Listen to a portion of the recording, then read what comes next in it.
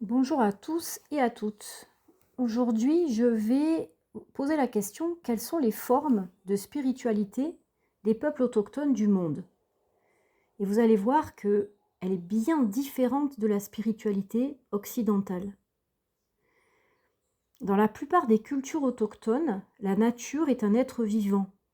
Et chaque élément de la nature, arbre, rivière, animal, être humain, possède un esprit. Donc ils ont la croyance que toute chose possède une âme, est vivante, et que toutes les choses sont reliées les unes avec les autres de façon invisible. L'esprit de l'eau, l'esprit de la rivière, l'esprit du ciel, l'esprit de chaque animal, mais aussi l'esprit des ancêtres décédés. Et l'être humain peut entrer en relation avec ce monde des esprits grâce à des rituels, la parole, la danse, les offrandes. Et l'individu, lui, est un nœud dans ce réseau vivant, ce grand réseau vivant. L'individu n'est pas une entité séparée. Donc, la plupart des sociétés autochtones ont ce qu'on appelle une spiritualité animiste. L'animisme n'est donc pas une religion, c'est plutôt une vision du monde. Malgré ça, les sociétés autochtones dans le monde entier présentent des variations.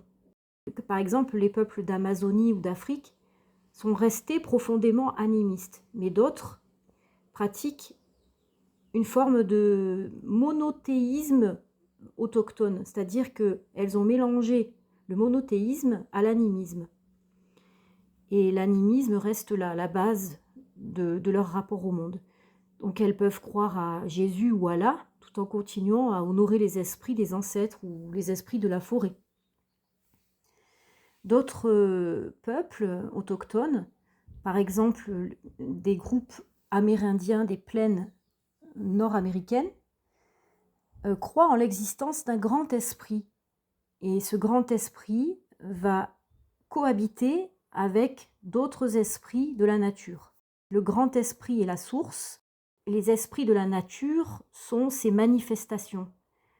Donc le grand esprit a créé les autres esprits, comme l'esprit du serpent, du kangourou, de la baleine, de la montagne, de la rivière, du vent, etc., comme les Lakota, donc qui parlent du Wakantanka, ou les Alonquins, qui parlent du Gitche Manitou. Chez d'autres peuples, par exemple les peuples de l'Arctique ou de la Sibérie, c'est plutôt le chamanisme qui va dominer. Donc c'est une forme d'animisme, mais organisée autour du chaman. Et le chaman joue un rôle de médiateur entre les mondes, justement, entre le monde des esprits et le nôtre. Il parle avec les esprits de la nature, avec les esprits des êtres décédés, avec l'esprit des animaux, etc. Lors de transes, de rituels de danse ou de chant. Et son but, c'est d'assurer à son clan ou sa tribu un équilibre, une harmonie entre les mondes, entre notre monde et celui des esprits. Il est là aussi pour guérir les individus de sa tribu. Enfin, chez d'autres peuples, il y a une vision panthéiste de l'univers, donc où la nature elle-même est Dieu. Donc il n'y a pas un grand esprit et d'autres esprits créés par lui, mais il y a le même esprit dans tout, dans tout. Donc tout est sacré là aussi. Le même Dieu, la même force vitale, la même énergie sacrée est dans le vent, dans la terre, dans les étoiles, dans les planètes, les animaux, les êtres humains. Donc tout est relié par le même esprit qui habite toute chose. C'est le cas des aborigènes d'Australie qui parlent du temps du rêve et du dream time. Je ferai une vidéo là-dessus plus tard. Donc globalement, la spiritualité autochtone n'est pas centrée sur l'individu, mais sur la relation. Donc l'essentiel n'est pas de découvrir une divinité intérieure personnelle, comme en Occident, mais plutôt de maintenir une harmonie entre les personnes de la communauté, d'écouter les esprits, d'écouter les ancêtres, de respecter les cycles de la nature et d'honorer les forces invisibles. Donc ces peuples ont des pratiques initiatiques, mais elles mènent à une autre forme en fait de connaissance de soi.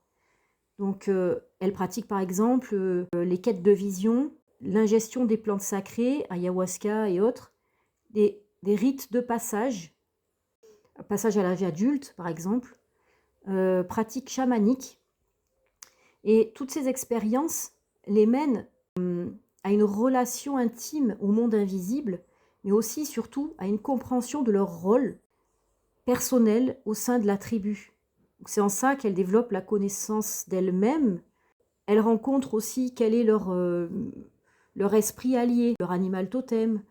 Donc c'est une forme de rencontre avec leur âme, mais différente de la nôtre.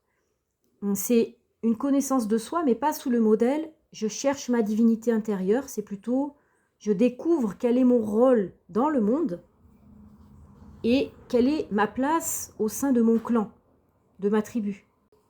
Leur divinité intérieure n'est pas séparée du monde.